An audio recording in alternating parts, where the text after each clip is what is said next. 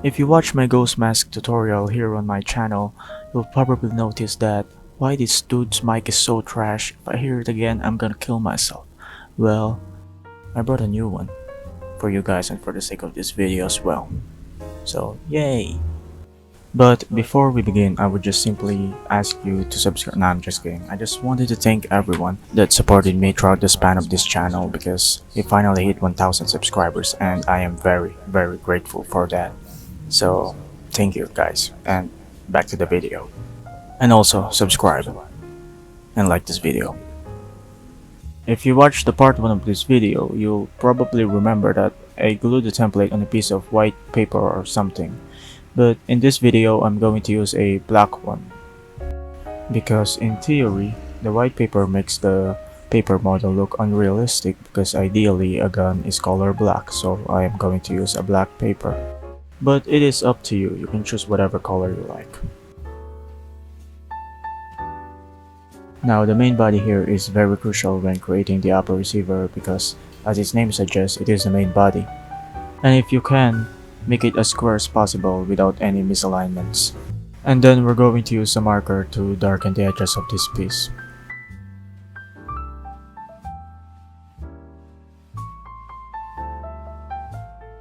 The top side faces are going to be glued on both sides of the main body. And then we're going to glue the outermost faces on the top side faces. And if you do it correctly, your main body should look like this. The shell left protrusion is going to be glued on the main body as well. The main base and the rear wing border is going to be glued together in order to create a single piece which we will glue under the main body. Take note that gluing the rear wing border could be a little bit challenging for you, so you should take your time with it. This is the pivot pin loop which we will also glue under the main body as well.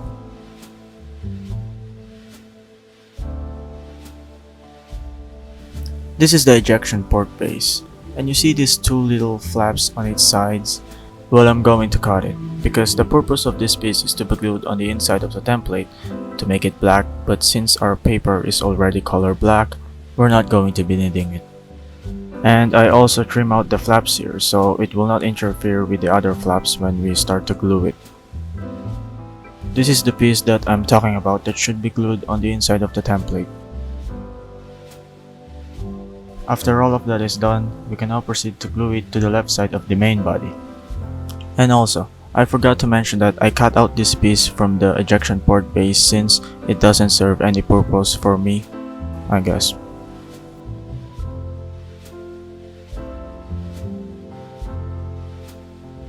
Now, the next three pieces are just going to be the outside walls of the main body.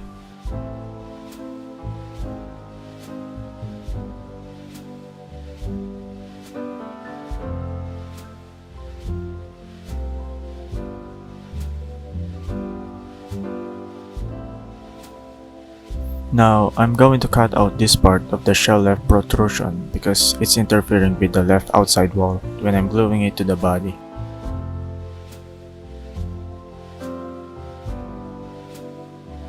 This is the base left protrusion which we are going to glue to the left outside wall. This is not a cool martial arts move.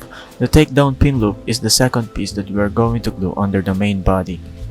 Now, I am using super glue here to glue the takedown pin loop to the main body because the takedown pin loop and the pivot pin loop are the ones that's going to hold the upper receiver and the lower receiver together. Now, these two pieces here combined creates the frame for our ejection port base. Now, make sure to bend this part here and not fold it because this is going to be our hinge. After that, I glue the thin piece on the back of the ejection port rim and then I close it all together. And now we can glue the ejection port rim to our ejection port base. We are now making the dust cover for our ejection port. And just like with the ejection port rim, we're also going to bend this piece and not fold it. After that's done, we are now gluing these two pieces here inside the dust cover.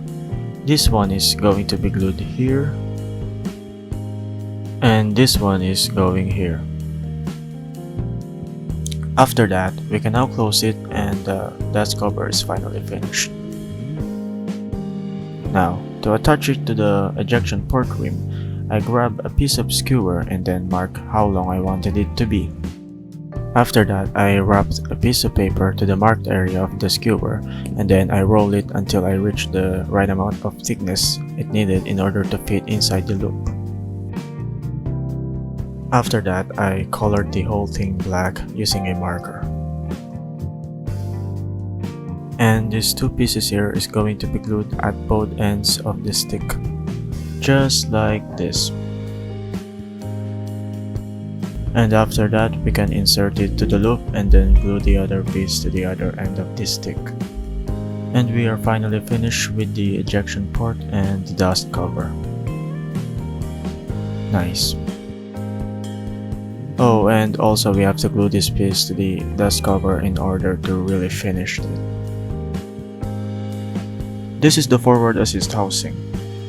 This piece is going to be glued on the right outside wall, but before that we should glue this piece first. And then fold these flaps inward using a stick.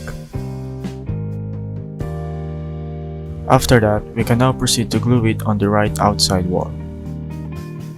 We will now make the forward assist, which we are going to put inside the forward assist housing. After I'm finished rolling and gluing it, I inserted it inside this piece, which is part of the forward assist cup. And then I folded these flaps outwards and glue it in place. This is the rest of the forward assist cap that we can now glue to the forward assist. After that's done, we can now proceed to insert it into the housing.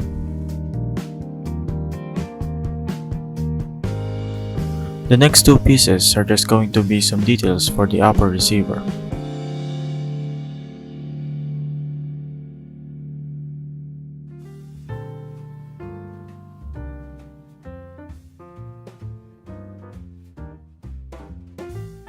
This piece is called the piston well.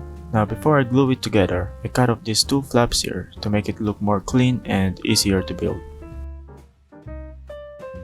Now this is the barrel well. This will go under the piston well after we start gluing it together. So technically the two pieces that I made right now and the next two pieces that I'm going to make are the ones that's going to be glued inside the main body of the upper receiver. Now these two pieces here are called inside walls and they're going to be glued to the walls inside the main body. After that, we are going to attach the piston well here in the middle of the inside walls. And then we will put the barrel well under the piston well. And lastly, the top wall lining is obviously going to be glued on the top inside the main body.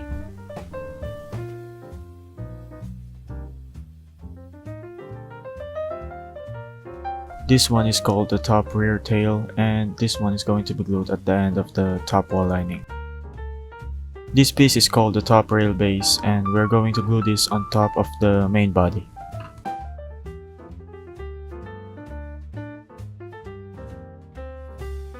This piece right here is one of the top rail segments and we're going to glue it on the slanted area of the rail base.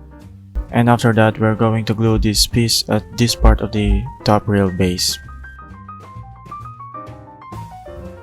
Now comes to my favorite part. We are now going to make all of the rail segments, but before we start, I'm going to show you my way of making one of the rail segment. To start, I cut off these 4 flaps here of one of the rail segments to make it more easier and faster to glue. And that's it, I just glued it together and attached it to the top rail base. And all we just needed to do is do it again 12 more times. And after 3 hours of excruciating pain and suffering, we're almost finished with the rail segments. There's only one rail segment left and we are finally finished.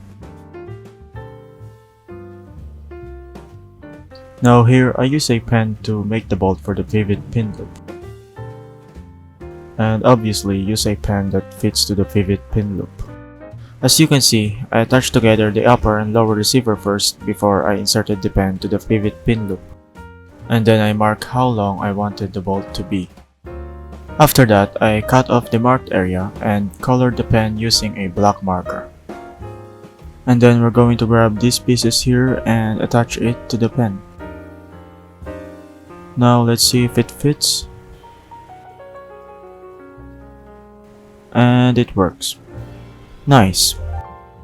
For the takedown pin loop, I am using a skewer to make our lock. After that, I wrapped it with paper and colored it black using a marker. And then we're going to attach these pieces here to the skewer like we did to the pen. Now let's insert it to the lower receiver and see if it works. And it also works. Nice. So the upper receiver is finally finished.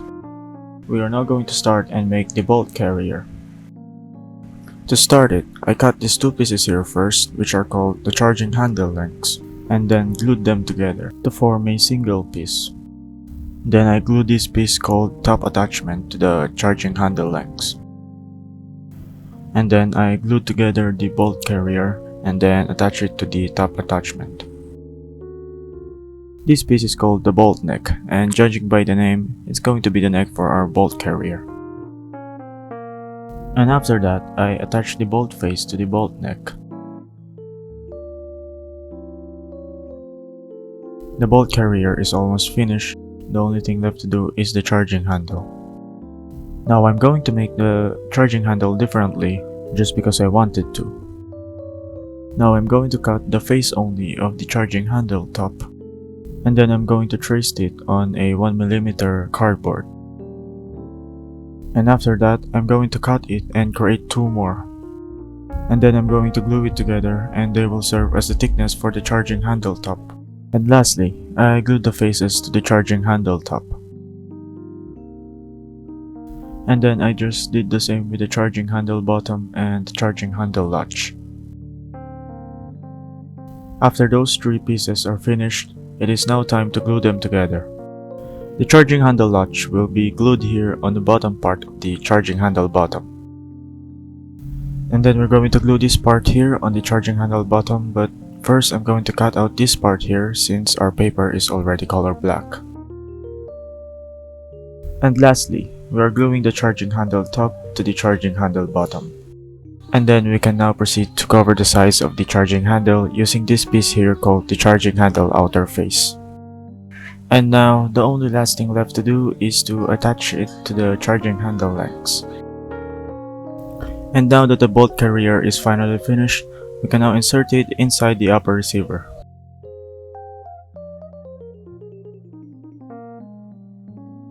The upper receiver now is fully completed.